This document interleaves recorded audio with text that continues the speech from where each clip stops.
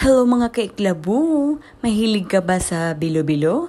Baka gusto mo makita kung paano ko nga to niluto. Tara at panoorin mo na!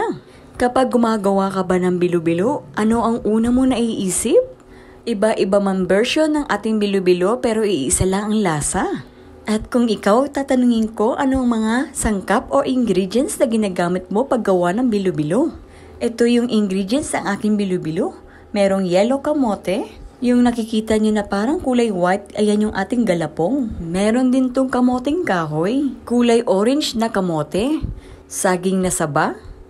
Ube. At meron din tong big sago. At syempre, kailangan di mawala yung ating langka. Para naman sa pagluto ng ating bilo-bilo, kailangan natin ng coconut milk. Iniligay ko nga muna yung kamoteng kahoy at yung ubi.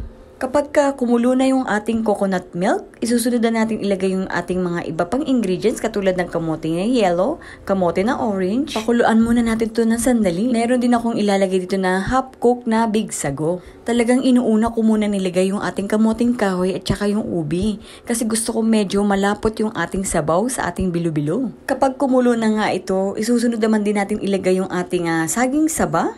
At kasunod na yung ating galapong na bilo-bilo. Kapag gumagawa ako ng bilo-bilo, hindi ko talaga pinagsasabay yung kamote sa saging saba. Gawa ng mas mabilis kasi maluto yung saging saba compared do sa ating kamote. Naglagay rin ako dito ng pandan leaves para naman mabango yung ating bilo-bilo. Ang ginamit ko nga palang sugar is muscovado. Iba kasi ang lasa ng bilo-bilo kapag muscovado ang nilalagay nun yung sugar. At pagkatapos ko nga mailagay yung ating muscovado na sugar, last ko nga nilalagay ito yung langka. Pinanghuhuli ko talaga ilagay yung langka, gawa na para hindi naman siya malusaw or masyadong ma-overcook yung ating langka. Isa nga rin to sa mga paborito kong pagkain, ang bilo-bilo. Marami nga nakapagsabi sa akin na masarap daw ang bilo-bilo kapag malamig na. Totoo ba?